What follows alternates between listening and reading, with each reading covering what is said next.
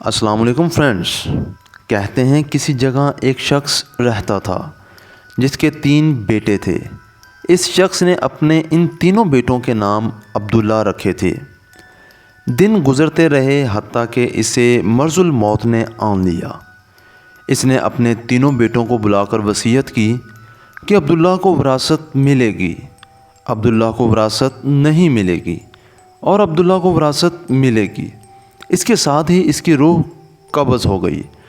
یہ خود تو فوت ہو گیا مگر اپنے بیٹوں کو حیرت میں ڈال گیا کہ کیسے فیصلہ کریں، کن 2 عبداللہ کو وراثت ملے اور کس ایک کو نہیں ملے گی۔ تینوں نے فیصلہ کیا کہ شہر جا کر قاضی سے اپنا مسئلہ بیان کریں اور اس سے کوئی حل مانگیں۔ تینوں اپنے زاد راہ کے ساتھ شہر کے لیے عازم سفر ہوئے۔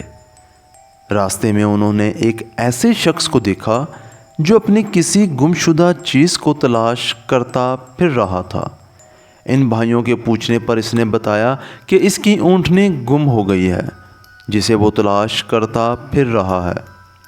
ایک عبداللہ نے پوچھا، کیا تیری اونٹنی ایک آنکھ سے کانی تھی؟ اس آدمی نے کہا، ہاں ایسا ہی تھا۔ دوسرے عبداللہ نے پوچھا، کیا تیری اونٹنی ایک ٹانگ سے لنگڑی تھی؟ تو اس آدمی نے جلدی سے کہا، بالکل صحیح، میری اونٹنی واقعی ایک ٹانگ سے لنگڑی تھی۔ تیسرے عبداللہ نے اونٹنی کے مالک سے پوچھا، کیا تیری اونٹنی کی دم کٹی ہوئی تھی؟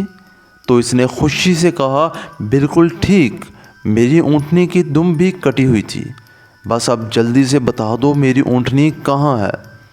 تینوں عبداللہ نے مل کر جواب دیا، باخدا ہمیں آپ کی اونٹنی کے بارے میں کوئی علم نہیں، ہم نے اسے ہرگز نہیں دیکھا۔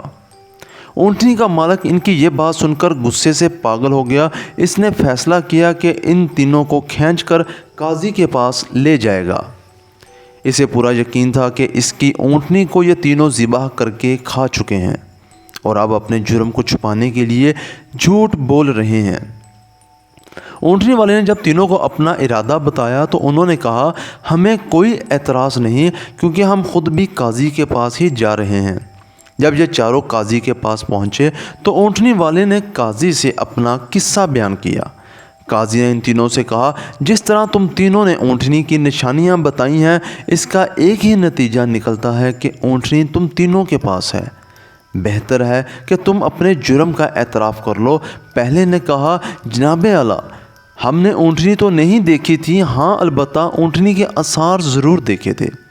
جب میں نے اس سے کہا تھا کہ تیری اونٹنی ایک آنکھ سے کانی ہے تو میں نے دیکھا تھا کہ راستے کے ایک طرف کا گھاس تو خراب چرا ہوا تھا مگر دوسری طرف کا ویسے ہی بامان موجود تھا۔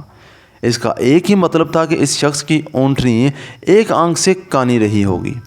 دوسرے عبداللہ نے کہا، میں نے دیکھا تھا کہ راستے میں 3 قدم تو گہرے لگے ہوئے ہیں جبکہ چوتھا قدم زمین پر معمولی پڑا ہوا تھا، جس کا مطلب بس اتنا ہی بنتا تھا کہ یہ جانور لنگڑا بھی تھا۔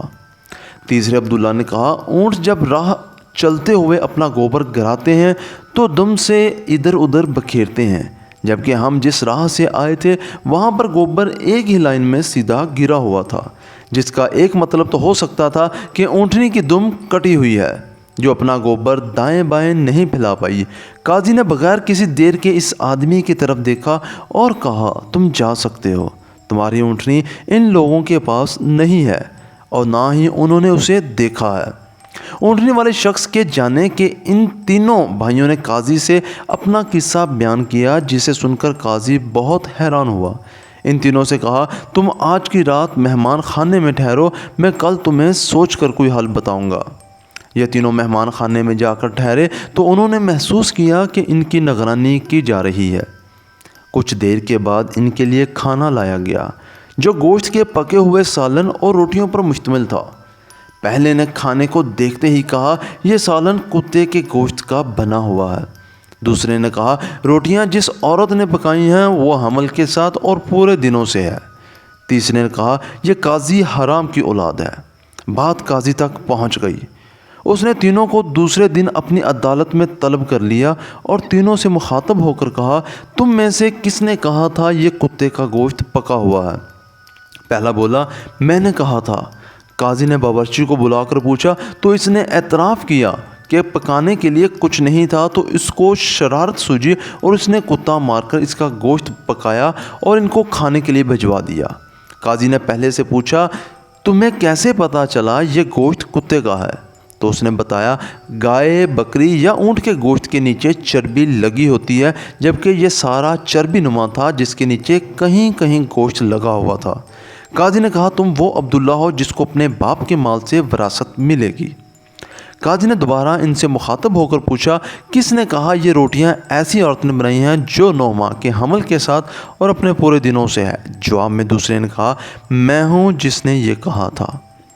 قاضی نے پوچھا تمہیں کیوں کر یہ لگا؟ تو اس نے کہا کہ میں نے دیکھا روٹیاں ایک طرف سے پھولی ہوئی اور خوب پکی ہوئی ہیں تو دوسری طرف سے کچی اور موٹی رہ گئی ہیں۔ میں نے اس سے یہی اخذ کیا روٹیاں بنانے والی ایسی خاتون ہے جس سے تکلیف کے مارے زیادہ جھکا نہیں جا رہا اور وہ سامنے کی چیز بھی نہیں دیکھ پا رہی، جس کا مطلب یہی بنتا تھا کہ عورت حاملہ ہے اور روٹیاں بنانے میں تکلیف محسوس کرتی رہی ہے۔ قاضی نے اس دوسرے سے بھی کہا کہ تم وہ عبداللہ ہو جسے اس کے باپ کے ترکہ سے وراثت میں حصہ ملے گا۔ پھر قاضی نے تینوں سے مخاطب ہو کر پوچھا یہ کس نے کہا تھا میں ولد الحرام ہوں؟ تیسرے نے جواب دیا کہ یہ میں نے کہا تھا۔ قاضی اٹھ کر اندر گیا اور اپنی ماں سے پوچھا کیا یہ سچ ہے کہ وہ حرامی ہے؟ تو اس کی ماں نے کہا یہ سچ ہے کہ تم حرام کے ہو۔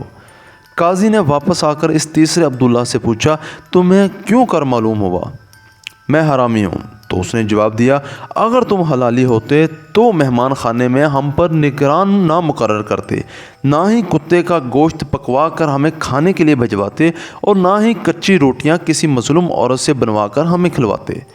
قاضی نے اسے مخاطب کرتے ہوئے کہا کہ تم وہ عبداللہ ہو جسے اس کے باپ کے مال سے ورثہ نہیں ملے گا۔ تیسرے نے حیرت کے ساتھ قاضی کو دیکھا اور پوچھا مگر ایسا کیوں ہے؟ قاضی نے کہا کیونکہ ایک حرامی ہی دوسرے ولد الحرام کو ٹھیک ٹھیک پہچان سکتا ہے اور تم بھی میری طرح حرام کی اولاد ہو۔